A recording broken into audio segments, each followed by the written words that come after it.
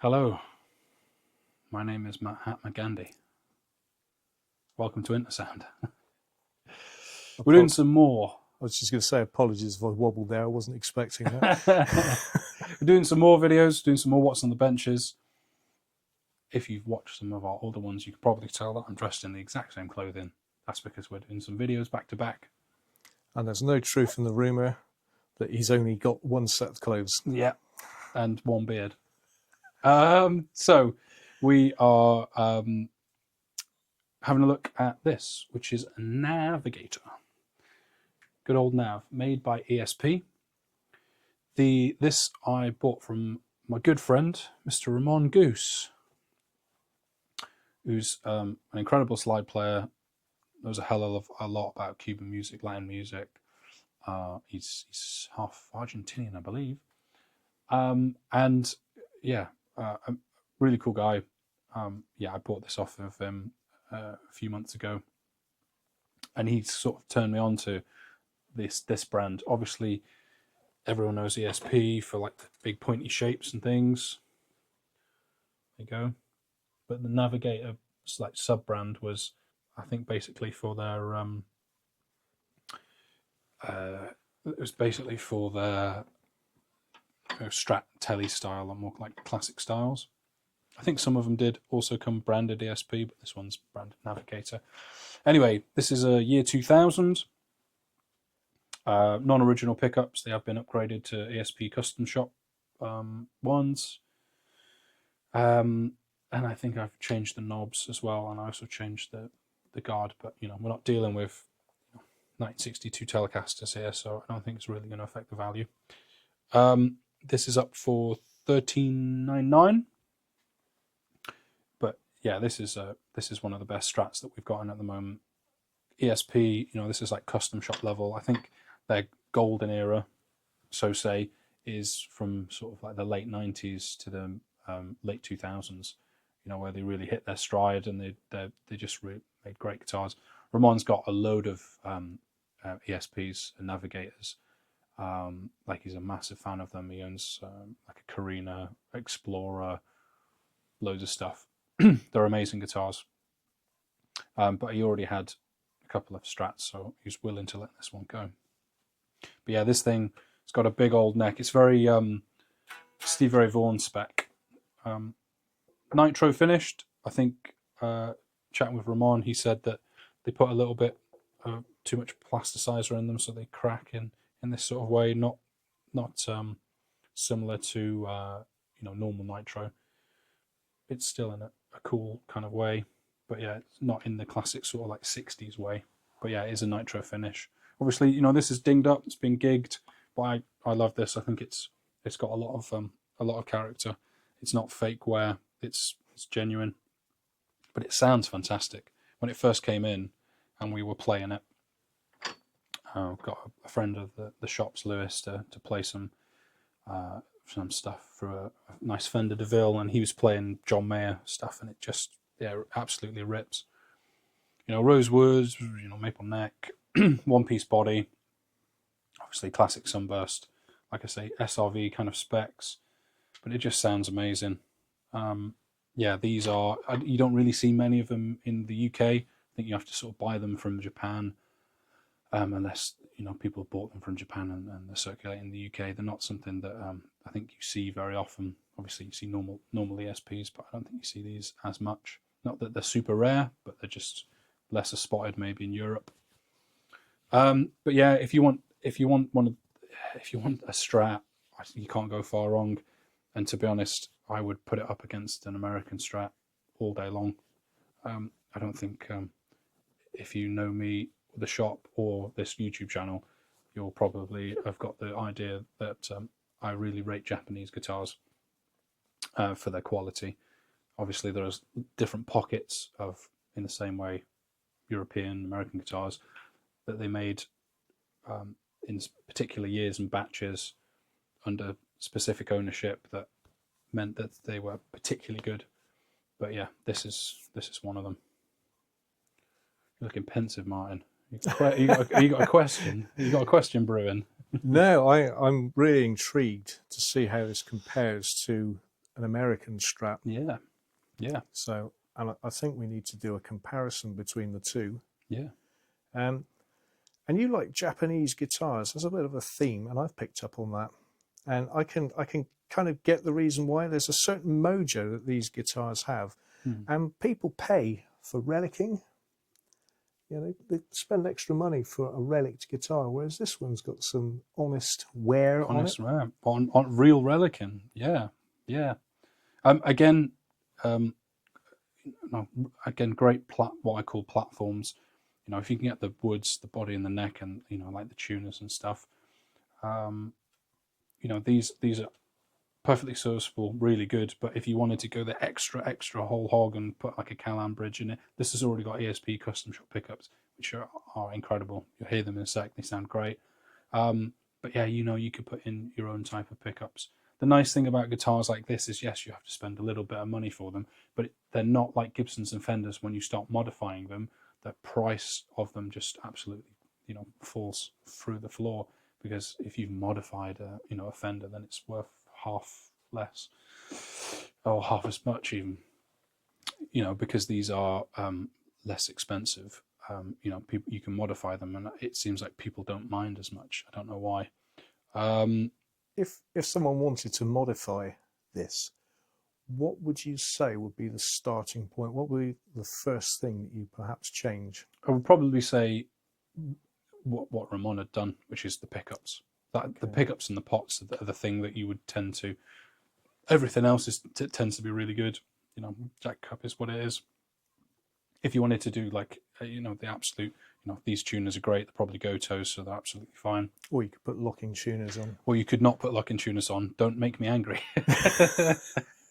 And you could put on maybe, like I say, a Callahan bridge. But honestly, this is great. And if you're not even going to use it as a, you know, like a whammy system, like, you know, put the 5-string springs on the back, and yeah, just use it as it is.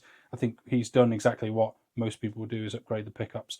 So it tends to be the kind of thing with Japanese guitars, is the really high-end ones have a lot nicer pickups, but the sort of more budget ones, and even with the Fenders and stuff, if you look at the original JVs, you know, they had a tier system of 1 or 2 tiers, and basically you could have the whole guitar, which was made on the production line in the, you know, the Greco factory, so Fujigen, and you would get Japanese electronics and like Japanese small alpha pots and that kind of thing.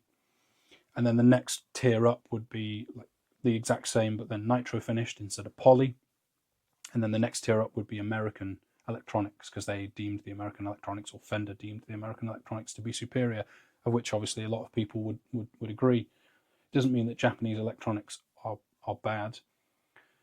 It's just they might not have been manufactured in the same quality, or they would have put sort of lesser quality electronics in. But to be honest, that's the perfect way for a guitar to be built and used, right?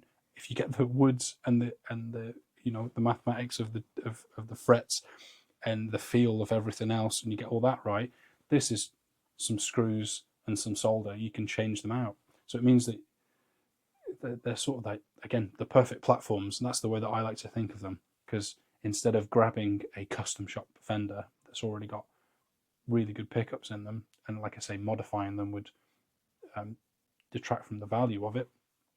And so instead of feeling like you can't change it, if you're upgrading a part of it, then you're bringing up the level of the guitar and the sound and the playability, not playability, but the sound of the guitar. Yeah, meaning that it's a better instrument, which is, you know, is what you want. I mean, it's the same thing that people do with Harley Bentons, right? You know, they buy a Harley Benton, they take the pickups out, they take the tuners off, they take the pots out and the pickups, and they get rid of all that stuff. They keep the woods, and then they upgrade the rest. It's the same kind of concept, but maybe a little bit of a higher caliber than a Harley Benton, obviously. So yeah, let's go and see what this sounds like. Let's go and see what it sounds like, because yeah, this thing is great. I can't play any John Mayer, but there we go. The neck on that, it's what shape? Because that feels to me like a bit of a U shape neck when I picked it up. Yeah. U, or like a It doesn't feel very Fendery to me. or like a full D. No, U-shape 70s Fenders had like a kind of a U-shape, yeah. But I would say no, or like a full 50s kind of shape. You know what I mean? Again, come down and try it. Come down and try it. Definitely, come down and try Come it. down and try it. Right. We're going to right now.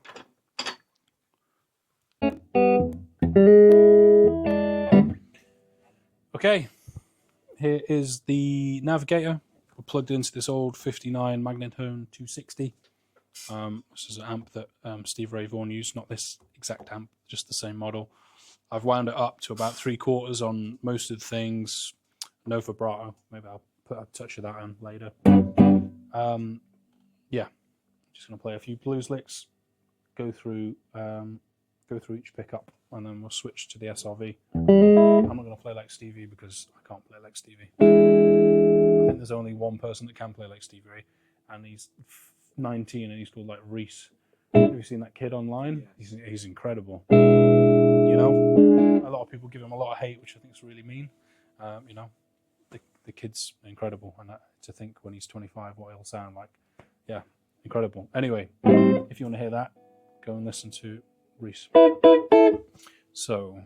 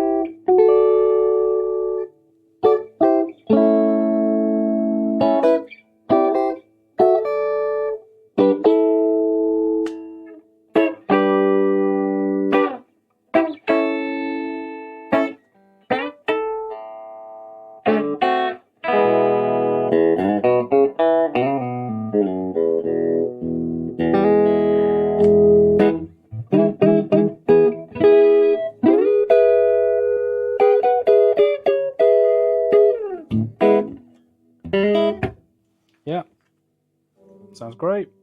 I'll just put a little bit of vibrato on, just for a bit of fun.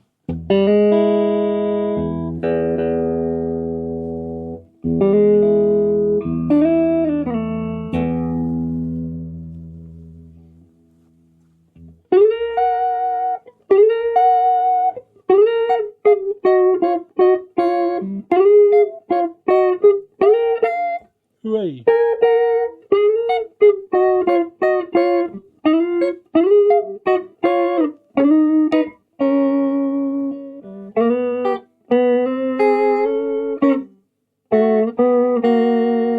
That was bad. Let's start again.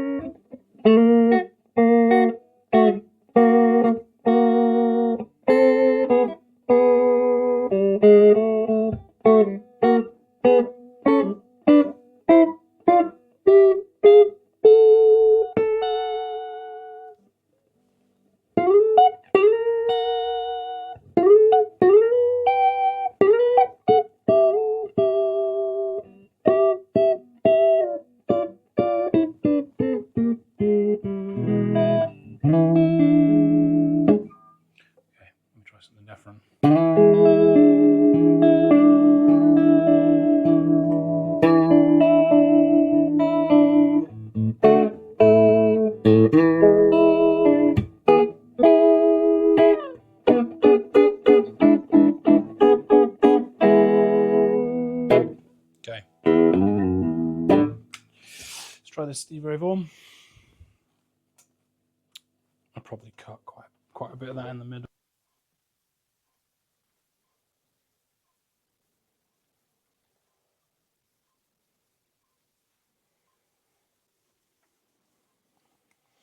Ladies and gentlemen, my name is Albert King. Welcome to Intersound. Little reference there. Albert King, Stevie Ray Vaughan's hero, and many people's hero. I'm expecting a flood of comments. As is the flood perhaps in Texas. That's the one. There's a great video of him, Albert King playing with Stevie Ray Vaughan, and I remember him talking about Stevie and saying something like, he was so thin, he was straight up and down like a popsicle. Those old blues guys, they're a proper imagination. Yeah, great. Anyway, this is a American Fender Stevie Ray Vaughan. This is probably not an early one, like a mid one. This is about 2009, 2010. Yeah, it's a Stevie Ray Vaughan model. You've got obviously the gold, you've got the signature, you've got the left-handed trem like Stevie did. You've got the hot, the Texas like pickups. Is that Tex-Mex? No, not no. They call it like Texas Specials or something like that. Obviously CTS pots and all that kind of thing. We've changed the guard on this because the original owner did. We've got the original SRV guard, but I think that this looks really cool. Comes with a G&G case. They're expensive cases, obviously, for the more expensive models. But yeah, this is like a very good American. And if you wanted a proper Stevie Ray Vaughan, instead of buying a brand new one for, I don't know how much a brand new SRV is, probably almost $2,000. This is $1,499, so it's £100 more expensive than the ESP, the Navigator. So yeah, we're going to do a little head-to-head. If you've noticed, the last video that we put out would have been the 1978 Tokai versus the 1979 Gibson, and so we thought we'd do another American versus Japanese, and you can make your own minds up which one you prefer the sound of, and you can always come in and try them and see which one you think is better. Yeah, I suppose the only other thing that was a big thing on the Stevie guitars is they've got big jumbo frets in them, because Stevie used to rip through strings, his skin and frets. I think when his tech was refretting a guitar every 6 months or something, then they decided, let's just put bigger frets in, and that became one of his staples. There's an amazing picture, I don't know if you've ever seen it, Mine, when he's like holding up his hands, and have you seen his fingertips when they're all black from the nickel? Oh, that was crazy. And the other fact that I know is, I think it's a fact, is he would like burn through his skin. So what he would do is he put super glue on the tips of his fingers, put them on his hand, and then rip the skin off. Yeah. But that's what you call dedication. Dedication. Well, he was playing 13s in E flat, D sharp tuning. It's. I think he went down to 8s, didn't he? I think at the end, at the end he was like on 9s or 10s. I think maybe, but he wasn't as crazy. But I remember watching the old what was the Austin City Limits. Have you ever seen that video? Yes, I have. Yeah. And you always see him when he's moving, like the strings, they've got a lot of reflection. But that obviously must have been because they were 13s. The size of them. Yeah, the size of them was just reflecting over. That's also the video where him and his tech swap the guitars really quickly. It goes out of tune or something happens or string breaks, and then they swap it over like a pit stop. It's amazing. Stevie Ray Vaughan SRV, obviously, massive, and left a hell of a legacy, and some really cool guitars. I have no idea where the originals are. I know that you can buy custom shop versions for £50,000 or whatever. So this at 1,500 is steal. Anyway, we're going to take it out the front, plug it into a amp that Stevie Ray Vaughan used actually, which is a Magnatone 260 from 1959, which is also for sale. It's up for £2,999, but it's from 1959 and it's in absolutely amazing condition.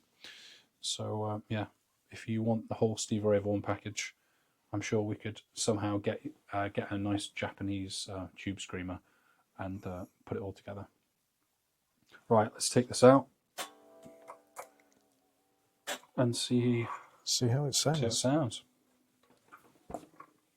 Okay, this is the Stevie Ray Vaughan.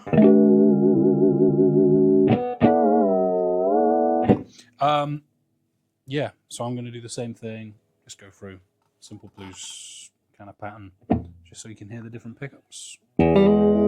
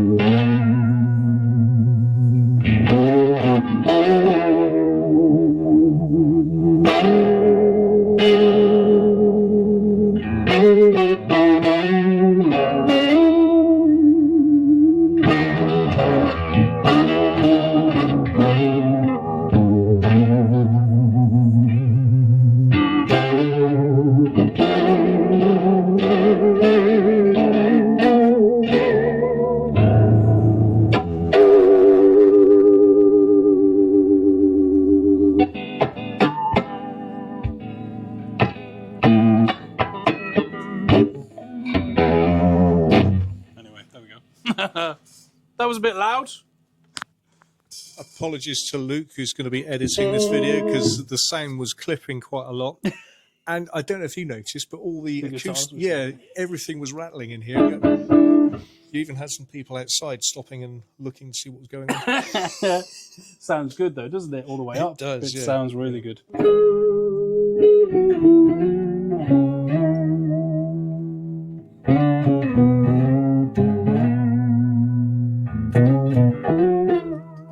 Jimi Hendrix, Third Stone from the Sun. Are you experienced? 1967.